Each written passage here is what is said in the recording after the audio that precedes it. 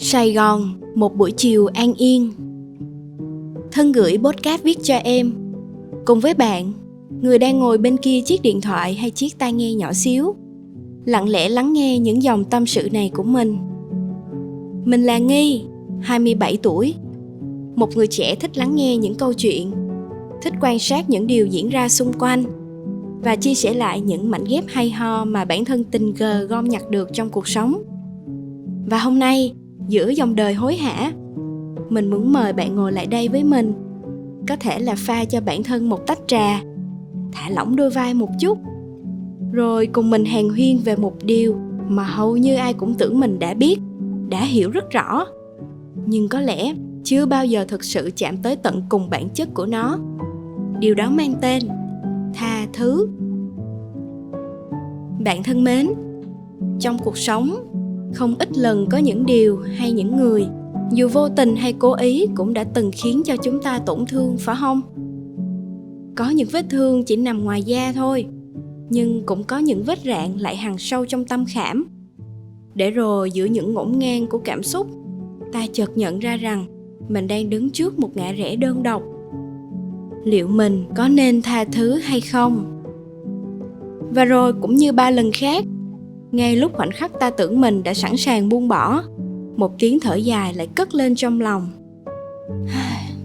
Tại sao mình vẫn không thể tha thứ cho người đó? Ta tưởng mình đã bỏ qua, tự nhủ rằng mọi chuyện qua rồi.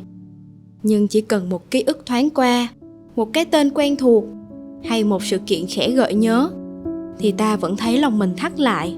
Nỗi đau vẫn còn đó, vẹn nguyên như thuở ban đầu. Trong cơn mệt mỏi ấy, ta bắt đầu dằn vặt chính mình.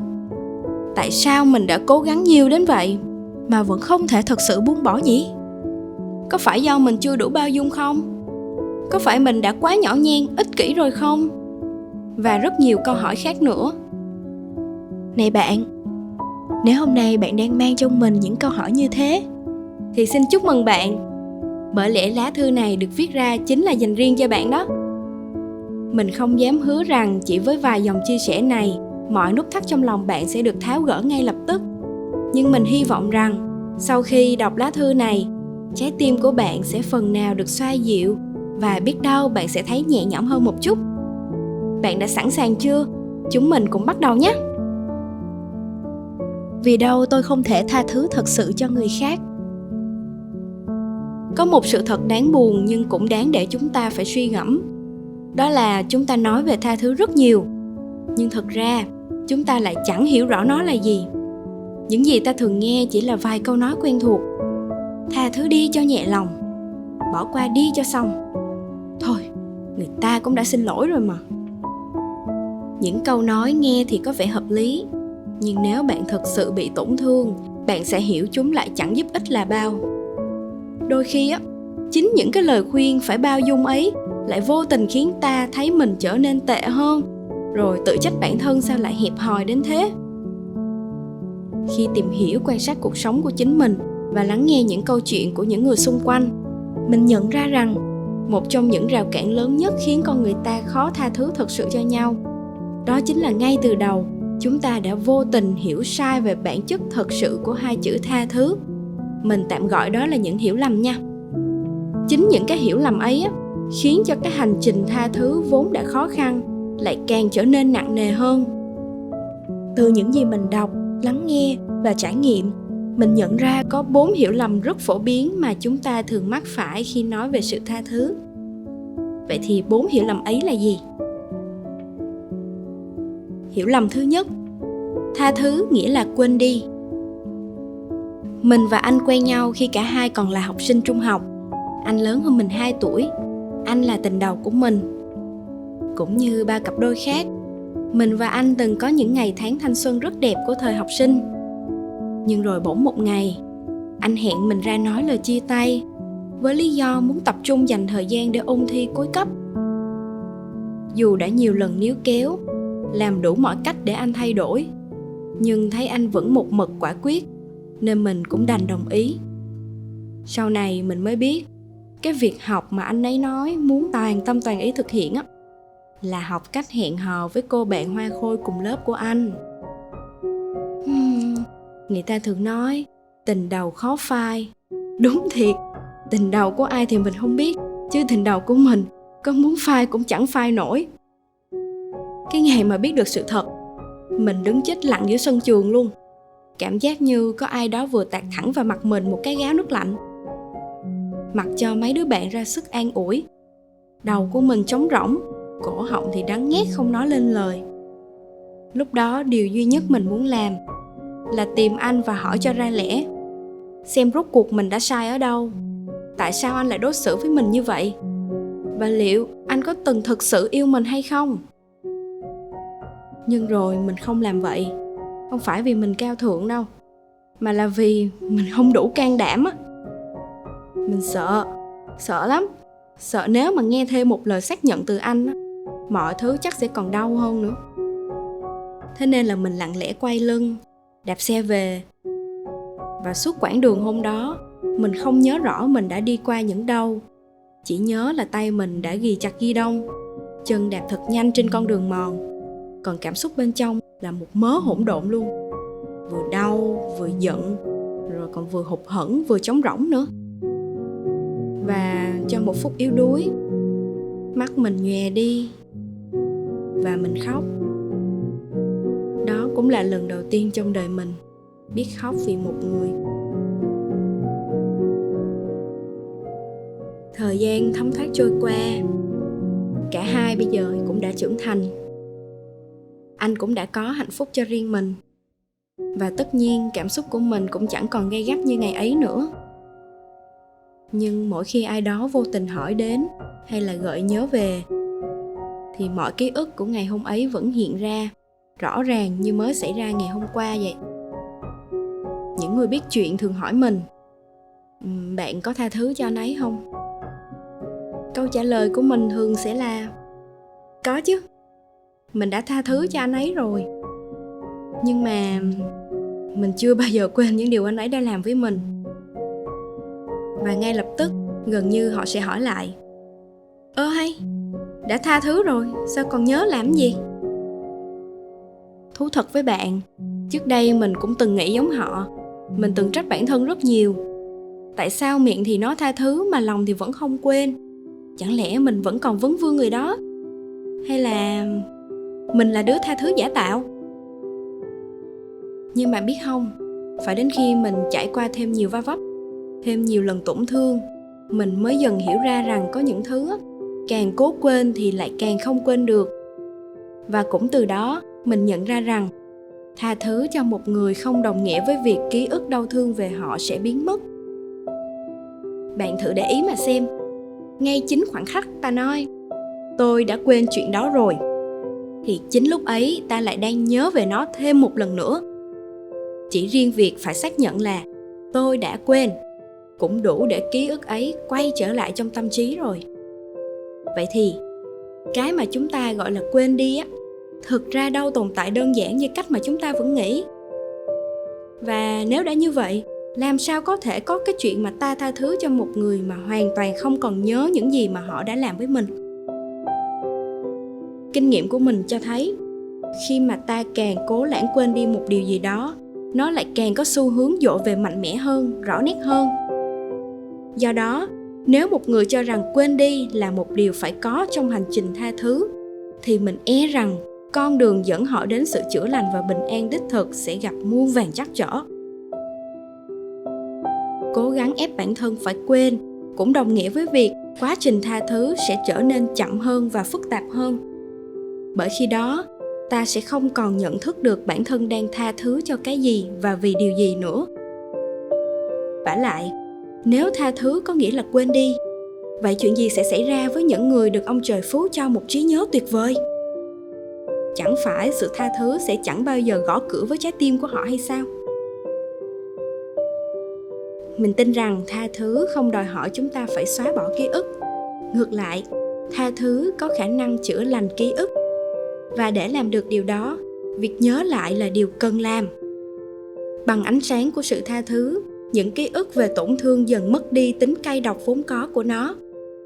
Biến cố đau thương sẽ không còn ám ảnh như trước. Vết thương cũng sẽ từ từ liền sẹo. Và đến một lúc nào đó, Khi nhắc lại điều từng xúc phạm mình, ta sẽ thôi không còn cảm thấy đau đớn như trước nữa. Vì thế, khi ký ức đã được chữa lành, tự nhiên nó sẽ trở nên nhẹ nhàng hơn. Nó không còn chiếm giữ tâm trí của ta bằng những suy nghĩ khiến tinh thần suy sụp, mà mở ra cho ta khả năng hướng về những điều khác, lành mạnh và tích cực hơn. Vì thế, những người nói rằng tôi đã tha thứ, nhưng tôi vẫn không thể quên, thật ra không hề mâu thuẫn nha. Có khi câu nói đó cho thấy họ có một sức khỏe tinh thần rất tốt và họ đang rất thành thật với chính mình. Họ hiểu rằng tha thứ không đòi hỏi phải xóa sạch điều mà từng xúc phạm họ. Ngược lại, khi nói như thế, họ chỉ muốn khẳng định rằng mình đã quyết định không còn sống trong sự cảnh giác thường trực hay sự ngờ vực kéo dài. Và chính điều đó cho thấy rằng tiến trình tha thứ nơi họ vẫn đang tiếp diễn, chứ chưa hề bị dừng lại. Do đó, đừng hiểu lầm tha thứ nghĩa là phải quên đi nữa, bạn nha. Hiểu lầm thứ hai, tha thứ nghĩa là phủ nhận nỗi đau trong mình. Khi một đứa trẻ bị vấp ngã, trong nhiều trường hợp, điều người lớn thường làm đầu tiên không phải là dừng lại để lắng nghe, mà là vội vàng dập tắt tiếng khóc của nó. Nín, không sao hết, không có đau đâu.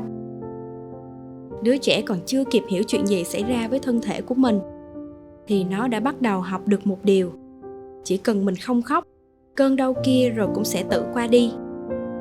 Lớn thêm một chút, khi va chạm với bạn bè, bị trêu chọc, bị hiểu lầm hay bị tổn thương, người ta lại dạy nó rằng kệ đi, đừng có để ý, cứ ra vẻ không quan tâm là được rồi, mọi chuyện rồi cũng sẽ qua. Dần dần trong nó hình thành một thói quen mới: hễ đau thì giấu, hễ buồn thì nén, hễ tổn thương thì tỏ ra không có gì. Nó bắt đầu tin rằng chỉ cần mình che giấu cảm xúc đủ giỏi, mình sẽ được yên ổn. Và rồi khi nó trưởng thành, bước vào hôn nhân, vào những mối quan hệ phức tạp và chẳng may phải đối diện với sự phản bội hay tổn thương sâu sắc, nó vẫn chọn cách quen thuộc, im lặng và chịu đựng.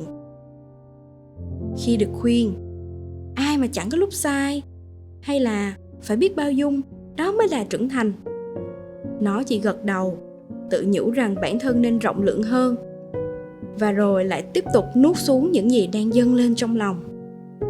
Nhưng lạ thay, dù đã làm đúng theo những gì được dạy, những nỗi đau bên trong nó vẫn không hề biến mất. Chúng cứ ở đó, âm ỉ, dai dẳng và tích tụ theo thời gian, cho đến khi trở thành một cảm giác mệt mỏi mà chính đứa trẻ đó cũng không hiểu vì sao. Bạn có thấy điều này quen không?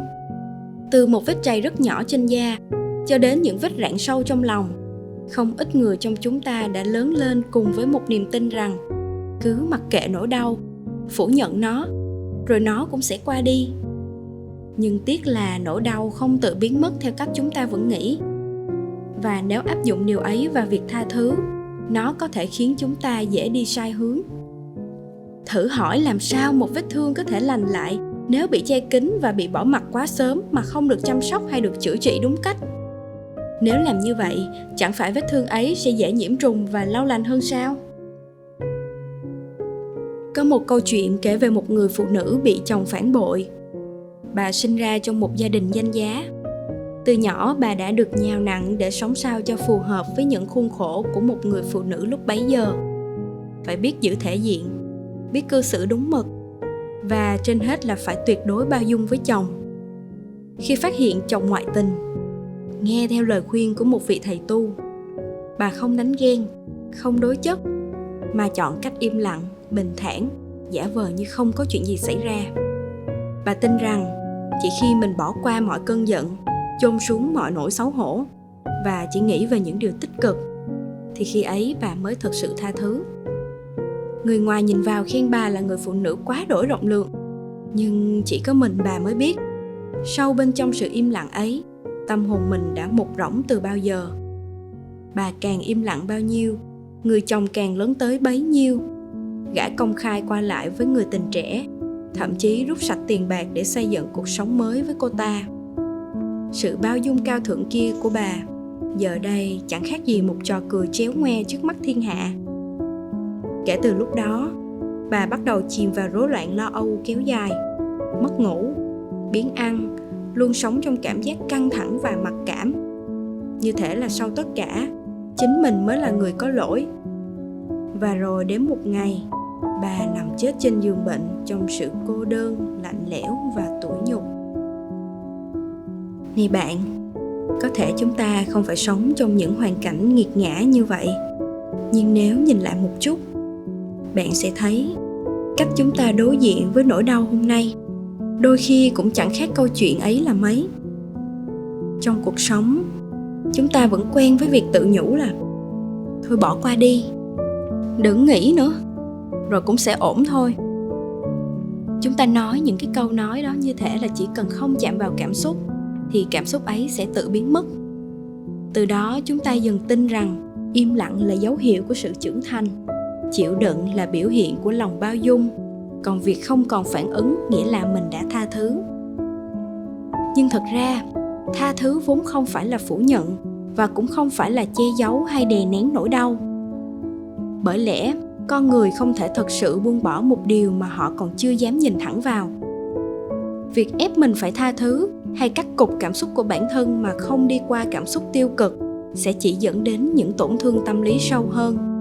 Nó dễ khiến con người ta dần bị tê liệt cảm xúc, đóng băng tâm hồn, khiến họ không còn ý thức rõ ràng về nỗi đau đang hiện hữu, và nhất là không cảm thấy bản thân cần phải chữa lành hay tha thứ nữa.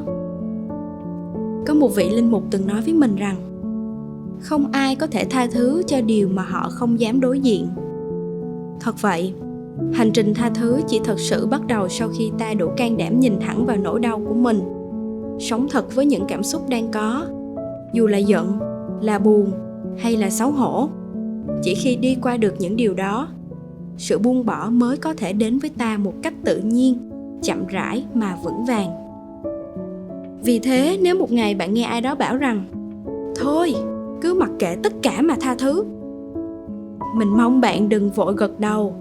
Thay vào đó, bạn hãy giúp mình nhớ một điều rằng chỉ khi dám đối diện với nỗi đau, hành trình tha thứ mới thực sự bắt đầu.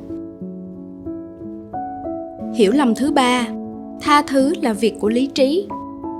Mình thấy ngày còn bé, nhiều người trong chúng ta hay được dạy rằng làm chuyện gì cũng phải biết suy nghĩ trước sau, không được để cảm xúc lấn át lý trí. Tất nhiên, xét trong nhiều trường hợp, lời khuyên ấy không sai. Lý trí, theo một cách nào đó, giống như tay lái giúp con người ta không đi chệch hướng hay lao đầu vào những quyết định bốc đồng mà sau này phải hối hận. Nhưng không biết từ bao giờ, việc sống bằng một bộ óc biết lý lẽ lại được đề cao hơn so với việc sống với một trái tim phong phú cảm xúc. Cũng chính vì lẽ đó, đôi khi chúng ta vô tình quên mất một điều. Có những chuyện chỉ dùng lý lẽ giải quyết thôi là chưa đủ. Và tha thứ không chỉ là chuyện của lý trí, mà còn là hành trình của trái tim. Bạn thân mến, mình biết thật khó để giải thích điều này với một người vốn đã quen sống bằng lý trí. Điều đó chẳng khác nào đưa cho họ một hòn đá, rồi bảo rằng đó là quả trứng cả. Vì thế, nếu ai đó cảm thấy bối rối, thậm chí có chút hoài nghi khi nghe những gì mình nói, thì điều đó cũng hoàn toàn dễ hiểu. Nhưng bạn biết không, ngay cả chính nhà toán học đại tài Blaise Pascal cũng đã từng nói rằng trái tim có những lý lẽ mà lý trí không thể hiểu nổi. Vậy nên, nếu chỉ đứng ở phía lý trí để nhìn về tha thứ, hẳn đó sẽ là một thiếu sót lớn khiến cho hành trình tha thứ của chúng ta khó mà có thể trọn vẹn được. Tại sao ư? Bạn biết không, theo khoa học, lý trí xử lý sự kiện, nó giúp ta sắp xếp lại câu chuyện. Ai đã làm gì? Vì sao chuyện đó lại xảy ra? Có thể nhìn nhận nó theo cách nào? Nhưng cảm xúc mới là nơi lưu giữ phần sâu nhất của con người trong trải nghiệm ấy. Đó là nỗi buồn, sự hụt hẫng, cảm giác bị bỏ rơi, bị phản bội, bị xem nhẹ hay bị tổn thương. Vì thế, nếu ta chỉ dùng lý trí để sắp xếp lại sự việc mà bỏ quên phần cảm xúc, thì điều còn lại chưa chắc đã là sự bình yên. Có khi đó chỉ là một khoảng trống chưa được chạm tới, và khoảng trống đó sớm hay muộn cũng sẽ tìm cách lên tiếng. Điều này lý giải vì sao có những người miệng thì nói tha thứ, nhưng trong lòng thì lại không. Không phải vì họ ích kỷ, nhỏ nhen hay chưa đủ cố gắng. Có thể là vì sự tha thứ của họ chỉ mới dừng lại ở tầng nhận thức mình hiểu, chứ chưa chạm đến tầng cảm xúc mình thực sự được chữa lành. Tha thứ, nếu hiểu đúng, không phải là một quyết định thuần lý trí, mà là một quá trình kết hợp giữa hiểu và cảm. Lý trí giúp ta nhìn nhận lại mọi thứ rõ ràng hơn, tránh cực đoan và sinh lòng thù hận. Nhưng chính cảm xúc mới là nơi diễn ra sự chuyển hóa, nơi nỗi đau được gọi tên, được chấp nhận và dần dần được tháo gỡ. Nếu thiếu một trong hai, quá trình ấy sẽ không thể trọn vẹn và con người không thể đi đến điểm cuối cùng của sự buông bỏ. Hiểu lầm thứ tư, chỉ cần tha thứ, mọi chuyện sẽ trở lại như lúc đầu. Một hiểu lầm nữa về tha thứ mà mình thấy nhiều người cũng hay mắc phải, đó là cho rằng chỉ cần tôi tha thứ, mọi chuyện sẽ trở lại như lúc đầu. Một lần, khi mình chia sẻ với một người bạn về việc mình đang tìm hiểu chủ đề tha thứ này, bạn ấy im lặng một lúc rồi kể cho mình nghe câu chuyện của chính bạn ấy.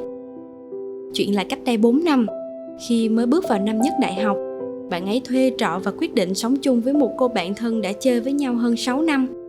Hồi đó, hai cô bạn dính nhau như hình với bóng.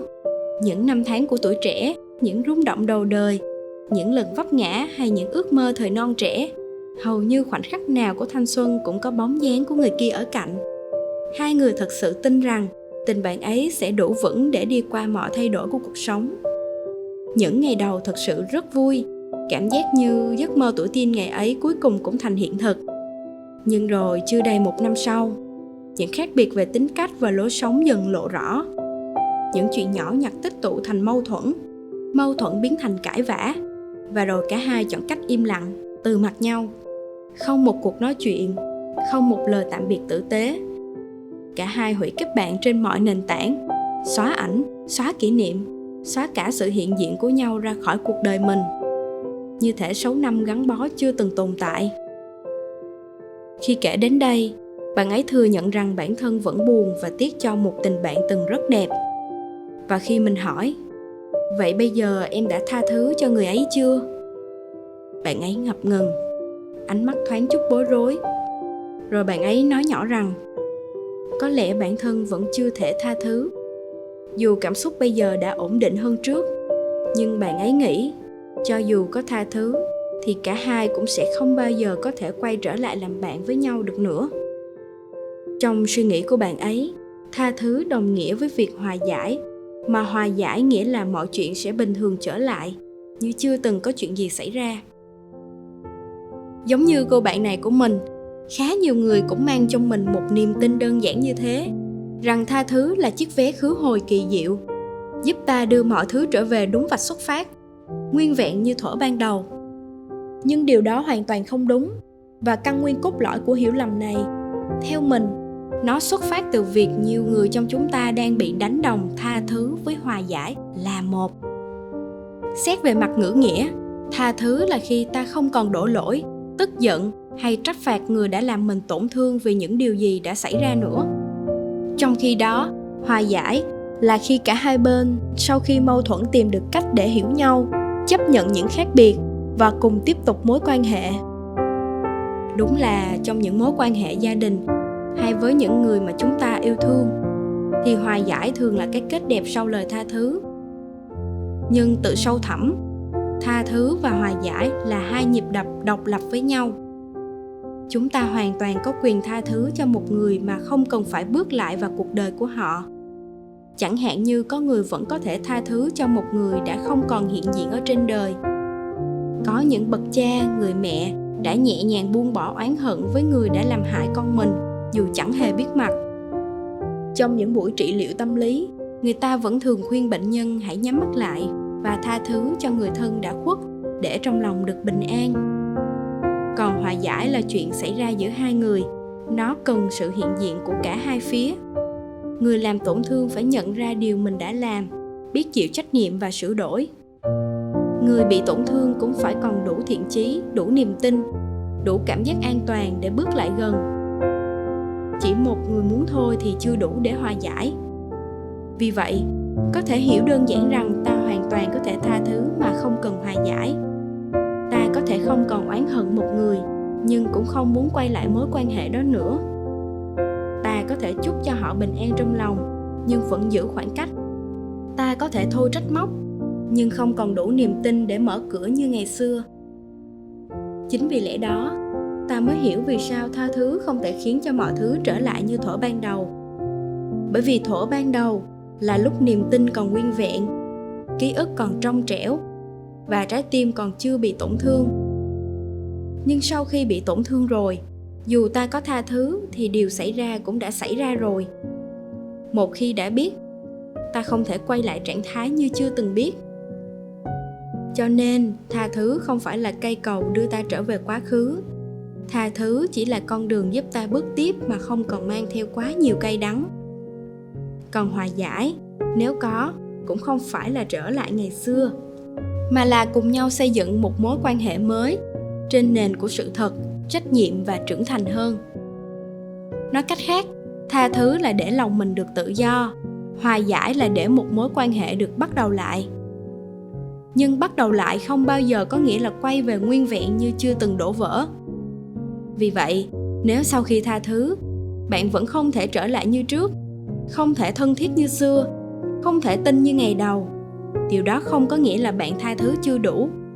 Có thể chỉ đơn giản là bạn đã hiểu đúng hơn về điều đã xảy ra, về người kia và về chính mình. Tha thứ không bắt bạn tìm lại phiên bản cũ của mình trước khi bị tổn thương. Tha thứ chỉ giúp bạn tìm thấy một phiên bản mới, bình tĩnh hơn, sáng suốt hơn, có ranh giới hơn và đủ nhẹ lòng để không còn sống mãi trong câu chuyện cũ. Thật xót xa nếu ta cứ ép mình tin rằng hễ tha thứ là ta sẽ tìm lại được phiên bản nguyên vẹn của nhau như trước khi có những vết xước. Giống như trứng khi đã đánh tan, làm sao có thể gom về nguyên vẹn trong lớp vỏ cũ. Hay như nắm bột, khi đã vào lò nướng để thành chiếc bánh, cũng chẳng thể nào quay về làm bột mì trắng như lúc ban đầu nữa. Những mối quan hệ cũng vậy. Khi chuyện đã xảy ra, ta không thể lùi lại phía sau. Nếu cứ cố chấp nhắm mắt cho qua và ép mình như chưa hề có một cuộc chia ly, ta sẽ chỉ sống trong một sự gượng gạo mệt mỏi. Chúng ta chỉ có thể chọn đối diện với vết nứt ấy.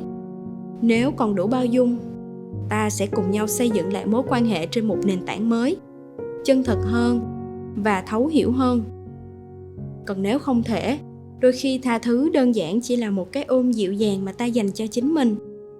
Ta chấp nhận chuyện đã qua, cất những kỷ niệm đẹp vào một ngăn tủ nhỏ, mỉm cười chào tạm biệt và nhẹ nhàng bước đi tiếp về phía trước. Bạn thân mến, có những người nói với mình rằng nếu bạn muốn hạnh phúc trong chốc lát, hãy trả thù. Nhưng nếu bạn muốn được hạnh phúc mãi mãi, hãy tha thứ. Vì vậy mình hy vọng những điều vừa chia sẻ sẽ phần nào giúp bạn hiểu rõ hơn vì sao chúng ta thường khó tha thứ. Không phải vì mình và bạn xấu xa, nhỏ nhen hay thiếu sự bao dung. Đôi khi chỉ là vì chúng ta đang hiểu sai về tha thứ và đang ép bản thân đi theo một con đường chưa thực sự phù hợp. Và khi hiểu đúng hơn, biết đâu hành trình tha thứ của bạn cũng sẽ trở nên nhẹ nhàng hơn một chút. Cũng đã đến lúc khép lại những tâm tình ngày hôm nay rồi. Cảm ơn bạn đã lắng nghe. Nguyện chúc cho bạn sống một đời thật an yên. Ký tên: Lâm Nghi.